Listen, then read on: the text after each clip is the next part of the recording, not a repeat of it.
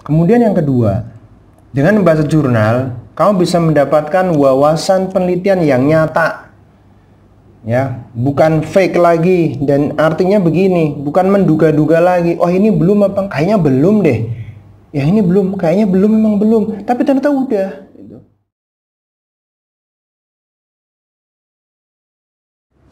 Bismillahirrahmanirrahim. Assalamualaikum warahmatullahi wabarakatuh. Kembali bersama saya di channel Agus Academy, belajar skripsi dari nol.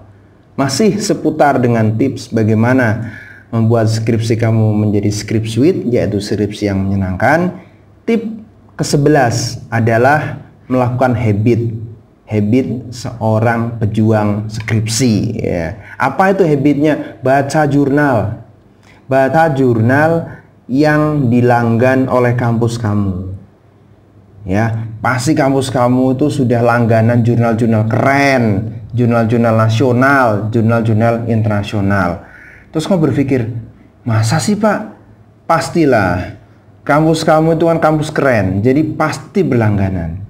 Nggak ada kampus yang nggak langganan. Minimal ada langganan satu. Nah, pastikan apa yang sudah dilanggan oleh kampus kamu itu harus kamu baca jurnalnya. Tentunya apa yang sudah dilanggan oleh kampus kamu itu ada relevansinya dengan bidang studi atau program studi yang sekarang sedang kamu ambil. Ya, jadi pastikan kamu baca itu. Mengapa sih kamu harus baca jurnal gitu? Kok nggak baca koran? Kok nggak baca majalah, Pak? Baca iklan kecik apalagi gitu kan ya? Apa marketplace gitu ya, jual beli? Kok harus baca jurnal sih Pak? Emangnya apa gitu poinnya gitu kan? Oke, poinnya ada 5 yang bisa sebutkan pada video ini. Ya, yang pertama, kamu bakal dapetin info-info terbaru, tren-tren penelitian terbaru tentang riset skripsi yang bakal kamu lakuin. Yang itu nggak mungkin kamu dapetin dari koran, majalah, ya, news online, dan seterusnya. Ya, itu nggak mungkin kamu dapatkan dari sana. The only sources is journal, scientific journal. Oleh karena itu, kamu perlu baca jurnal. Itu hobi baru itu, habit baru. Kalau orang yang mau nyiapin skripsi sekarang semester 6, ya, semester 4, mulailah membaca jurnal, mulailah mencari jurnal. Apalagi sekarang udah semester 8, wah itu menurut saya itu wajib sekali, harus mulai baca. Itu minimal sehari baca 1 gitu kan. Satu jurnal biasanya ada 6 halaman, 8 halaman, bahkan satu jurnal kadang ada yang 25 halaman loh. Ya, jadi itu ya, mulai nyicil baca jurnal. Karena kamu dapetin info-info terbaru dari situ. Ya. Kalau kamu baca nasional berarti tingkat nasional nih. Dari Sabang sampai Merauke, penelitian bidang komposit, penelitian bidang material baru misalkan, ya, atau energi terbarukan, ya disitulah update-update-nya. Ya, kalau kamu baca internasional, ya berarti internasional. Ya, dari beberapa negara, banyak negara. Tergantung dari negara mana yang mengirimkan artikel tersebut ya. Luar biasa nggak? Dan itu kamu bisa lakukan dari mana? Dari rumah. Sekali lagi dari rumah lagi, kamu nggak perlu ke kampus. Karena sekarang trennya jurnal udah nggak bikin buku lagi. Ya ada yang bikin buku ya, yang artinya physical journal ya, physical book gitu. Tapi sekarang lebih banyak online. Kamu bisa akses dari rumah begitu ya. Jadi itu masalahnya, akan mempermudah. Kemudian yang kedua, dengan membaca jurnal, kamu bisa mendapatkan wawasan penelitian yang nyata. Ya, bukan fake lagi, dan artinya begini, bukan menduga-duga lagi. Oh, ini belum apa? Kayaknya belum deh. Ya, ini belum, kayaknya belum, memang belum. Tapi ternyata udah gitu. Udah dilakukan 3 tahun yang lalu, 5 tahun yang lalu. Terus gimana Pak? Ya sebaiknya kamu jangan melakukan itu. Yang namanya penelitian adalah sesuatu yang bisa memberikan kebaruan, baik dari segi metode, material, dan lain-lain variabelnya. Nah, dapat ini dari mana? Dari baca jurnal. Kalau kamu nggak baca jurnal, ya kamu lihat skripsi aja yang sudah dilakukan oleh kakak kelasmu, padahal terbatas. Ya, kamu nggak lihat skripsi di kampus lain, nggak buka digital library, ya akan menjadi susah.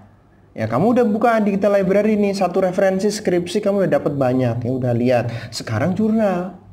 Ya. Dengan itu kamu bisa mendapat gambaran yang nyata, lebih nyata. Oh, ini udah sampai tahap ini, sampai tahap ini.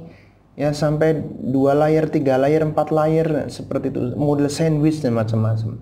Pengujiannya seperti ini. Oh, ternyata ini sudah sampai nano begitu kan, nano composite. Ya, fraksinya sekian dan seterusnya begitu. Nah, itu dari jurnal. Ya. Yang ketiga, ini yang paling powerful. Ketika kamu punya habit baca jurnal, jurnalmu banyak, kamu bikin catatan kecil seperti yang sudah kita tunjukkan dalam video sebelumnya, yaitu video tentang bagaimana membuat paragraf. Ya, di sana ada literatur review kan. Nah, ini akan mempermudah menjustifikasi research gap kamu. Jadi apa yang udah dilakukan oleh orang lain, nah kamu bisa bikin listnya. Nah, kamu akan melakukan sesuatu yang belum dilakukan oleh orang lain, belum dilakukan oleh peneliti lain. Gitu. Ini akan mempermudah dengan membaca jurnal ini. Karena apa? Perspektif kamu jadi lebih luas, sangat luas. Ya, semakin kamu baca banyak, semakin luas kamu. Maka semakin mudah dalam kamu menentukan research gap. Gitu. Hasilnya apa? Kamu lebih pede.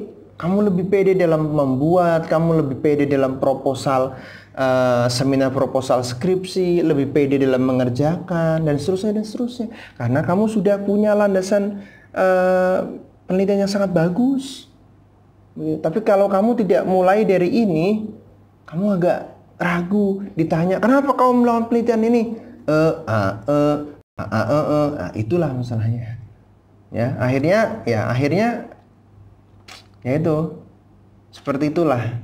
Nanti balik-balik suruh baca ini, baca itu, akhirnya kamu kerja double. Sebelum disuruh, ya, lakukan aja sendiri. Tentukan sendiri, saya mau baca berapa jurnal dalam 1 minggu gitu. 1 jurnal, oke, nggak masalah. Daripada nggak sama sekali. 2 jurnal, bagus. 3 jurnal, very good. Ya, itu yang penting. Kemudian 5, ibaratnya itu begini, sekali dayung 2 pulau terlampaui ya. Kurang lebih begitulah. Nah, itu anak sastra yang paham kayak begitu. Tapi intinya kamu sekali kerja tapi dapat 2 atau 3 pekerjaan. Maksudnya apa sih? Maksudnya dengan kamu baca jurnal banyak, kamu pasti download ya. Kamu pasti punya dokumennya. Artinya apa? Itu nabung kamu. Loh, nabung apaan? Nabung daftar pustaka, nabung referensi, yang mana kamu wajib punya itu. Nah, enak kan? Jadi sambil jalan nyicil referensi, enak banget itu. Coba kalau semuanya itu dalam satu waktu kamu melakukan ini itu, oh stres kepala, bisa jeplok itu kan. Ya, artinya kamu bisa under pressure yang sangat, akhirnya stres. Ya, karena semuanya itu datang dalam satu waktu dan kamu bingung mana dulu yang dikerjakan. Tapi sekarang nggak ada beban. Download 1, baca.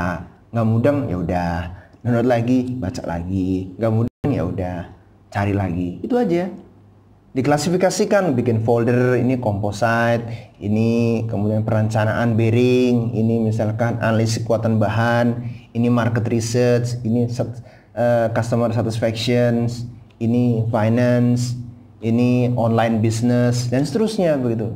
Tergantung prodi kamu prodi apa, minat kamu bidang apa. Ingat, lakukan sesuatu sesuai dengan minat kamu, passion kamu. Jadi ketika kamu mendapatkan very minimum supervision from your supervisor, kamu bisa leading sendiri. Ketika galau, kamu bisa bangkit terus, kamu bisa on terus. Itu masalahnya. So teman-teman, jangan lupa ya, yang ini seperti ini gampang dilakukan, tapi nggak semua mahasiswa mau lakukan. So pastikan kamu melakukan ini sehingga skripsi kamu menjadi skripsi. Oke teman-teman, itu saja yang bisa saya sampaikan. Jangan lupa like, subscribe, dan sharekan video ini ke teman-teman kalian semua sehingga semakin banyak mahasiswa yang bisa terbantu dalam tip ini. Terima kasih telah menonton video ini.